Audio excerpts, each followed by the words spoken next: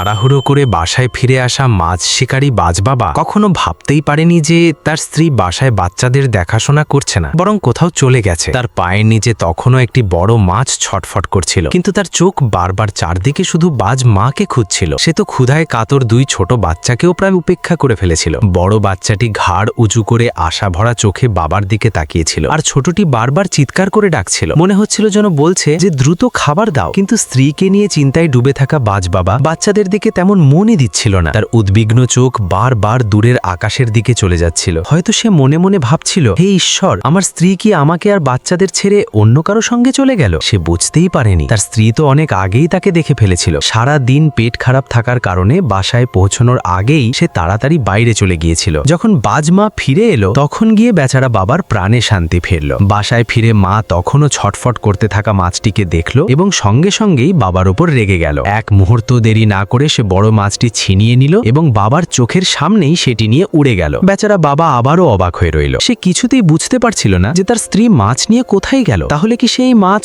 অন্য কাউকে খাওয়াতে যাচ্ছে? প্রথমবার বাবা হওয়াই অনভিজ্ঞ বাজ নিজের ক্ষুধার্ত বাচ্চাদের দিকে তাকিয়ে চুপচাপ নিজের দুঃখ সহ্য করতে লাগলো। কিছুক্ষণ পরে সে রাগে বাসার উপরই আক্রমণ শুরু করলো। সে বারবার শুকনো ডালপালা আর ঘাস ঠুকরে ছিঁড়তে লাগলো, কিন্তু বাইরে গিয়ে স্ত্রীকে খুঁজে আনার সাহস তার হলো না। দেখে মনে হচ্ছিল যেন সে শপথ করছে ফিরে এলে স্ত্রীকে শিক্ষা দেবে। কিন্তু হঠাৎই সে বাচ্চাদের রেখে ভয় পেয়ে উড়ে পালালো। পেছনে বাসায় দুইটি নিষ্পাপ বাচ্চা একা পড়ে রইল। দূর থেকে যখন সে দেখল বাজমা মাছ নিয়ে ফিরে আসছে, তখন বকুনি খাওয়ার ভয়ে সে দ্রুত বাসা থেকে দূরে সরে গেল। ছোট বাচ্চাটি সামনে বসে থাকা নিজের বড় বোনের দিকে এক দৃষ্টিতে তাকিয়ে রইল। বড় বাচ্চাটি একটু ঘুরতেই ছোটটি তাকে মা ভেবে মুখ খুলে খাবার চাইতে লাগলো, কিন্তু বড় বাচ্চাটি ছোটটিকে বিরক্ত করল না, বরং সে এক স্নেহময়ী বড় বোনের মতো তাকে শান্ত করার চেষ্টা করতে লাগলো। মনে হচ্ছিল যেন বলছে যে ভয় পেও না, খাবার চলে আসবে। আসলে বাজমা বুঝতে পেরেছিল তার স্বামীর আনা মাছটি তখনও জীবিত ছিল। তার ভয় হচ্ছিল মাছের শক্ত লেজ যদি বাচ্চাদের আঘাত করে বসে। তাই অভিজ্ঞ মা মাছটিকে বাইরে নিয়ে গিয়েছিল। বাইরে গিয়ে যখন সে মাছটিকে পুরোপুরি শান্ত ও নিরাপদ করে ফেলল, তখনই আবার বাসায় ফিরে এলো। ক্ষুধায় কাতর বাচ্চারা সঙ্গে সঙ্গে তার দিকে ফিরে বড় বড় মুখ খুলে খাবার চাইতে লাগলো, কিন্তু ধৈর্যশীল মা নিজের শান্ত ভঙ্গিতেই কাজ করতে লাগলো। বাচ্চাদের গলায় কাঁটা আটকে না যায় তাই সে খুব সতর্কভাবে কাঁটাবিহীন নরম অংশগুলো আলাদা করছিল। এরপর সে তাজা মাছের ছোট ছোট টুকরো দুই বাচ্চাকে পালা করে খাওয়াতে শুরু করলো। সামনে বসা ছোট বাচ্চাটির সঙ্গেও বড় বাচ্চাটি কোনো খারাপ ব্যবহার করল না। প্রচন্ড ক্ষুধার মধ্যেও তারা নিজেদের মধ্যে ঝগড়া করেনি। শিকারী পাখিদের বাসায় এমন ভালোবাসায় ভরা দৃশ্য খুব